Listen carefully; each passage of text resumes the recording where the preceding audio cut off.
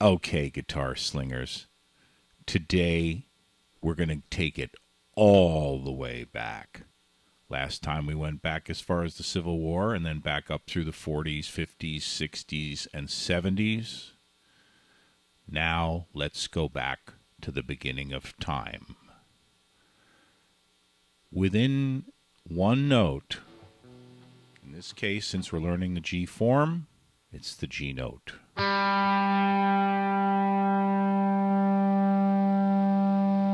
You have many notes called harmonics.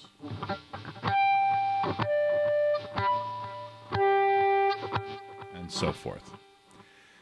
Now, within the harmonics of a string, it turns out that one of the main characteristic fluctuations of a harmonics makes the sound na na na na na na na na na.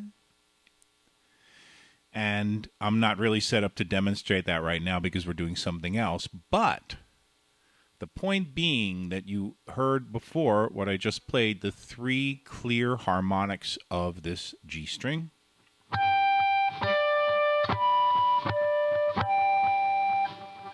And this is why all of the military do do do do do do. It's because by moving your mouth and changing some of the air, the harmonic comes out. Just like here, similarly, I'm just touching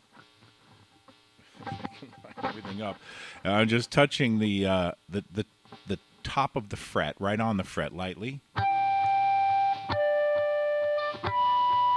And we're getting the sound. Now, here's the interesting thing. Okay, that's the harmonic of the note. But now here, we have the third. So, and here we have the fifth. So isn't that interesting? The main harmonics here are root, fifth, and third. Now again, we have to think of music freely, not holding ourselves down to the concept that the bottom note or the first note played is the dominant note or the note that we're choosing as the main root. So here, as the G being our main note, dominant root, because we're choosing that, we've got around it the third, which is the harmonic, and the fifth.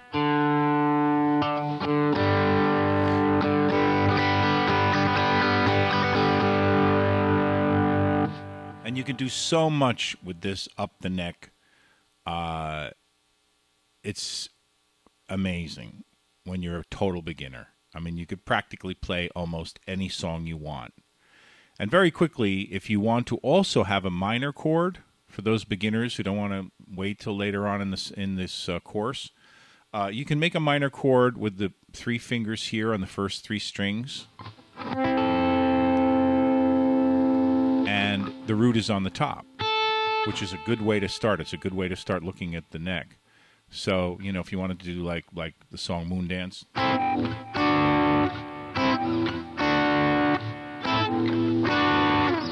can start right away. So anyway, back to the lesson. I'm going to review now a little bit. Of course, we started out with, you know,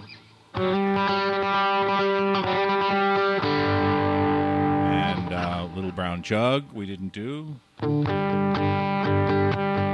All Civil War. Or I know the one. It was a big hit, actually. Hit record. It was Working on the Railroad.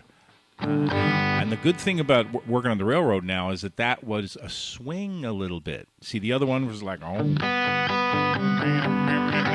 like that. You know, Camptown Races, sing the song. But this was like, you know, a little bit different of a feeling. And it does change it a lot, actually. So, boom, boom, and they slowed down a little bit. In other words, it's long, short, long. So I'm on the railroad.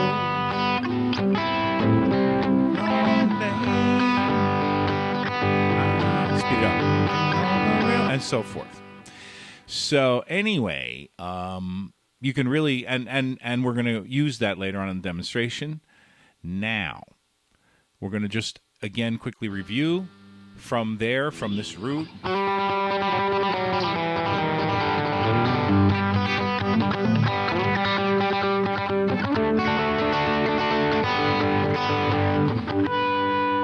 That kind of thing. You know, the first core chord of the guitar. Root in the middle, harmonic fifth below, and the third above. And then they went and added the bass.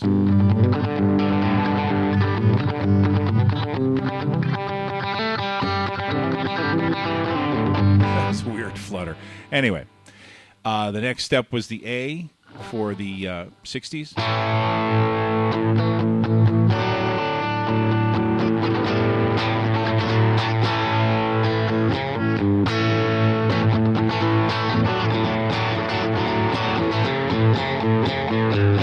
And that's where we went into blues keys by because just physically it was the thing to do.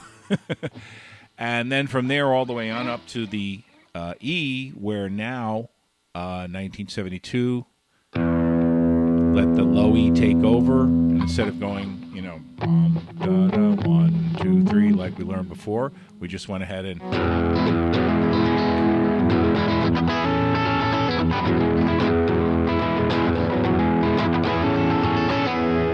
then sliding down 2, of course, all of a sudden that becomes an add 9. So nice, good ethereal stuff. But now, what happened after that?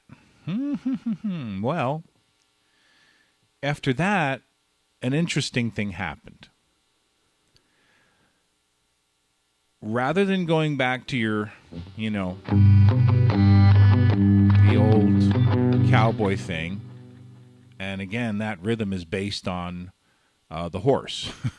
Because think of it this way, you know, you're an old cowhand on the Rio Grande, and horses go right, left, and then they push off with the legs, you know. So it's da-da-broom. You see? So da-da-broom, da-da-broom, da-da-broom. So you figure, you know, that's why all the songs ended up that way. Because they're like, hey, guys, let's head on back to the bunkhouse. Hey, okay, let's go. Oh, yeah, we just got back. Want to jam? Sure. And, of course, the bow-legged thing and the, you know, rather than tapping the foot like a city slicker, you know, they got their, you know, they probably did a lot of the composing on the horse. But anyway, in 1973, when the Doobie Brothers came out with Ramblin' Man, you know, they couldn't really do that exactly. So, but I will show you right now how the basis of the song is the good old, you know, dulcimers and other hand-strung instruments of the time, of the old days. And it's because it's just, you know, how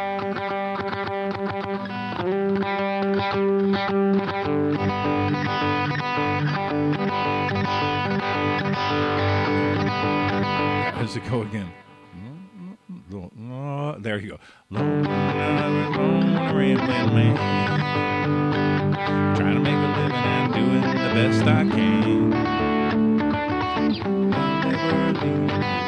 Hope you'll understand. I was born a rambling man. So that really is a kind of, you know, it hasn't changed since the Civil War.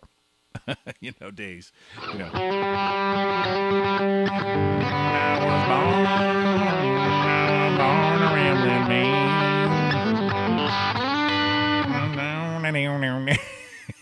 So. But what happened that was really fantastic in 1973 and around there was that the Cats were also taking, again, from this first closed position in A. And this stuff's kind of started getting sort of played out, pretty quick. And of course, a lot of this work that I'm talking about was done by the Wrecking Crew, the famous studio band. But anyway, so what happened is they took the G form all the way up here to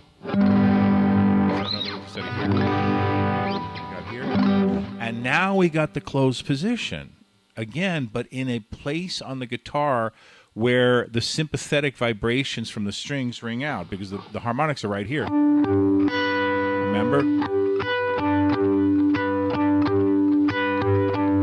See?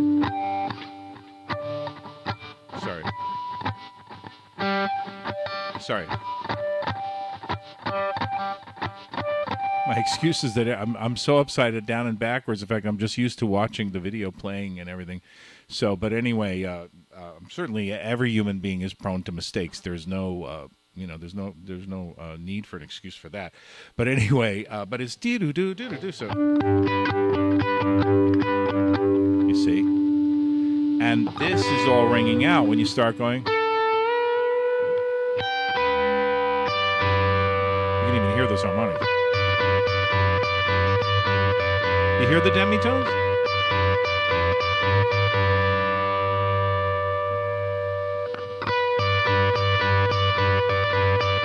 That's about perfect.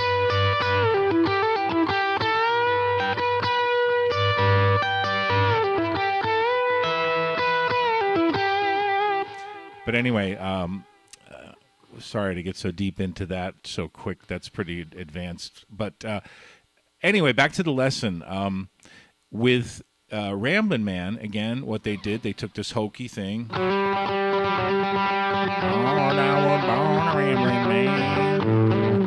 Then they went ahead and started adding this closed position stuff, especially with the G bender. And so what they did, very simple, is they started out with the top note and made a little riff. So all that is, and then they went the other way. See? But it still sounds hokey here if you go. You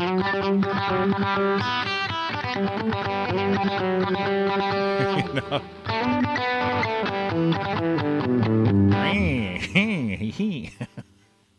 So anyway, wow. So it really does have a different. You just see like a Wile E. Coyote character in that and everything, but it sounds so totally different up here.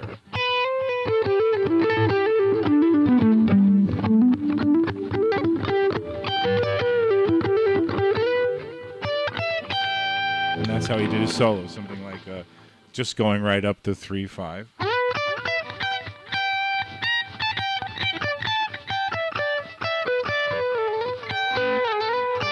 Now I kind of just slid that down here, but really actually what he's doing is that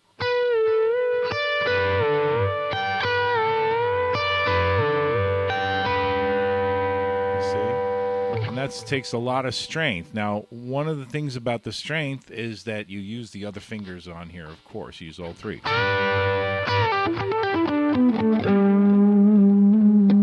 So that's a really big thing because, see, you're up here, and from here, you can go to this E form. I'm not going to go too far into it, but here in the E form,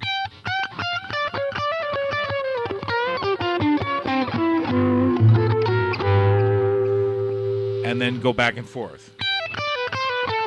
And I'm just going to end with one point about that, is that when they did their song, they did add something quite a bit more modern than the good old Boys in the Mountains, and that's they put a flat 7 blues note in there right away, because what they did is they went, Lord, I was born a rambling man. Then they went, you see, they put that flat 7 in there, it changes everything. Otherwise, it's Lord, I was born a rambling man, and so forth. But as soon as you go, and so one of the main things that they do in Ramblin' Man is start going back and forth again from the G form to the E form, to the blues form. So in other words, like in the A, they were going regular. I was born a rambling man.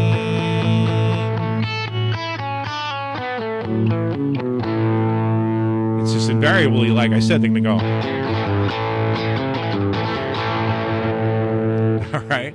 And that was the first step to going back and forth. But then getting into the Ramblin' Man in the actual key of G, it's going back and forth more up here.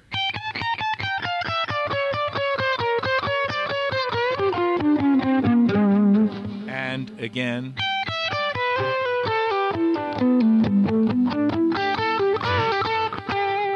So you're going back and forth from those two. And then they kind of decide at the end of the song that, you know what, we're going to stick with the G form. Where they introduce the blues notes, but especially on those on those turnaround parts, like, I hope you'll understand, things like that. For emphasis, they put in the blues. But there's the one thing they end up going to the, again, Three Blind Mice. So and they do it in the pocket. In other words, in the lead, they're going Three Blind Mice.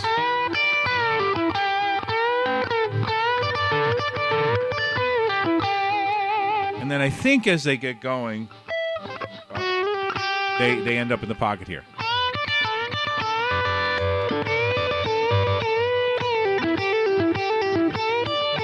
I think they go something like that. So anyway, that's the next step of it. Coming from the primal, every note is within the one note. Where are all the notes within the one note? They're within the harmonics of the one note. And as kids picked up on that, and they still do, they hear those harmonics and vibrations, and that's why they sing na na na na na, because that's in there. And once you realize that all the chords, all the sounds are actually within one string, of course, we're only really capable of hearing the basic harmonics, like the ones that make up this chord. So. But a way to hear the harmonics, if you'd like, is take your instrument and play a note, really nice, clear, and then let it just ring out till it absolutely dies here, and try to hear every aspect. And so, in other words, if I played and play the harmonic first, so you know what you're listening for, So anyway, I'm really looking forward to the next segment on this series. The G form understanding is a liberating thing. It's a master key. And once you know what kind of a lock it is, of course, you have to know, is it this kind of, quick set? Is it happy lock in this case? Is it happy? Is it sad? Is it blues? Which lock is it? And say, I have the master key to all three. And guess what? Sometimes you can take a, blues master lock and impose it, make it work. Hopefully in a tactful way.